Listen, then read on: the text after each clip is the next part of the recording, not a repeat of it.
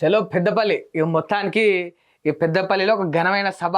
ఎందుకు మొన్ననేమో ఏడాది పాలన అద్భుతమైన పాలన అని ఆడ సభ పెట్టిండ్రు వరంగల్లా. ఇప్పుడేమో ఏడాదిలో అద్భుతమైన ఉద్యోగాలని ఇప్పుడు ఇంకో సభ. ఇక ప్రజాధనాన్ని వృధా చేసేదానికి ఇది ఒక మార్గం అన్నమాట. పిల్లలు తిండి బాగాలేదురా, నాణ్యమైన ఫుడ్ మాకు లేదు, నాణ్యమైన బియ్యం పెడతలేరంటే దాన్ని ఎవడు పట్టించుకోడు. ఇక వీళ్ళు ఎనలేని ఉద్యోగాలు ఈ దేశం మొత్తంలో ఈ భూమి మీదనే ఎవడు ఇవ్వలేని ఉద్యోగాలు నేను ఇచ్చినని గొప్పగా చెప్పుకుంటా ఉన్నారు. సరే, ఇక మీరు ఇచ్చిన మాట ఏంది, మరి మీరు ఇచ్చిన ఉద్యోగాలు ఏందో లిస్టుకి ఇడేసిండ్రు, బాగానే ఉన్నది. ఇగో ఉద్యోగ నియామక వివరాలట. ఇగో మొత్తం హోంశాఖ, విద్యాశాఖ. ఇక హోంశాఖ విద్యాశాఖకు మంత్రులు లేరు, అది వేరే విషయం.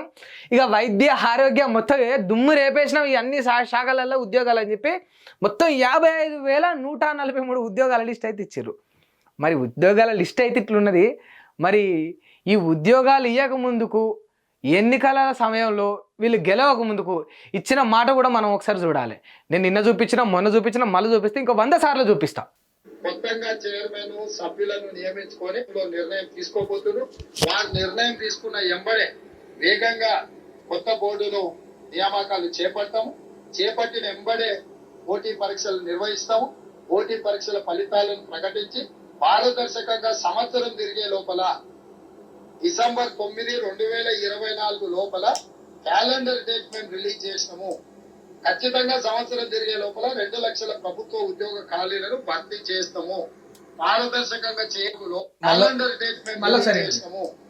ఖచ్చితంగా సంవత్సరం తిరిగే లోపల 2 లక్షల ప్రభుత్వ ఉద్యోగ ఖాళీలను భర్తీ చేస్తాము ప్రకటించి ఏమంటా ఉన్నాడు, ఖచ్చితంగా ఏడాది తిరిగేలోపు డేట్తో సహా చెప్పిండు. మళ్ళీ ముఖ్యమంత్రి గారు ఎక్కడ కూడా పొల్లు పోకుండా ఏమన్నాడు, ఇక 2024 డిసెంబర్ 9 లోపు అన్నాడు.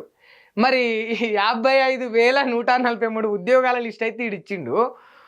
మరి ఇంకో 150,000 ఉద్యోగాలు దగ్గర అందులో ఒక 143 ఉద్యోగాలు తక్కువ చేసుకొని ఇంకా 150,000 ఉద్యోగాలు ఇప్పుడు 4 రోజులు ఇచ్చేస్తారా?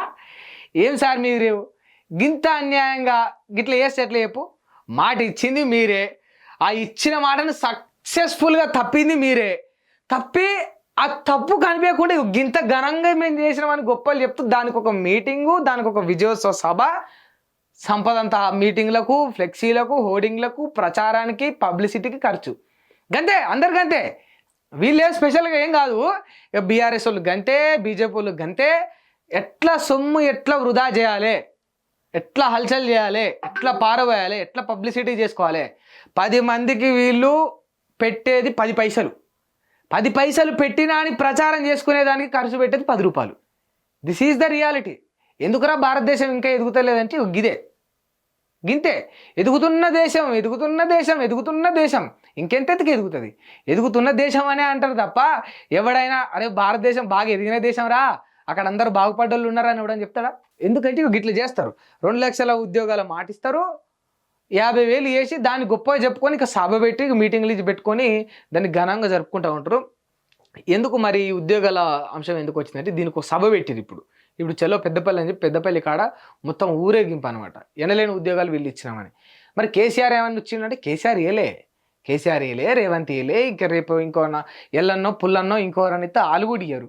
ఇక మీరు అందరూ మాకు ఆశ పెట్టి ఇటుకో ఉద్యోగం అని ఆయన, 2 లక్షల ఉద్యోగాలు అని నువ్వు, అటు చూస్తే ఆయన ఎంతో కొంత చేస్తాడు, ఐటీ సెక్టర్ ముందుకు తీసుకుపోయినా సరిపోదా అంటాడు. వీళ్ళు చూస్తే వచ్చిన ఏడాదిలో 55,000 ఉద్యోగాలు, 55,143 ఉద్యోగాలు అని చెప్పుకుంటాడు. ఇచ్చిన మాటనేమో 2 లక్షలు. మాట ఇచ్చేటప్పుడు ఇక అదే సిగ్గుతప్పిన పని. అంటే అందులో సగం కూడా చేయకుండా సగంలో సగం చేసి దాన్ని ఘనంగా గొప్పగా చెప్పుకుంటే మరి మీకు ఎట్లా అనిపిస్తలేదో నీతి, నియ్యతి, లజ్జ అది మీకే తెలవాలి, మీ మనస్సాక్షికి తెలవాలి. హిట్ టీవీ యాప్ ని డౌన్లోడ్ చేసుకోండి. ఇందులో short news, live news, entertainment movies అన్ని అవైలబుల్ గా ఉన్నాయి. Please download hit TV app. Hit TV యాప్ని ఫ్రీగా డౌన్లోడ్ చేసుకోండి.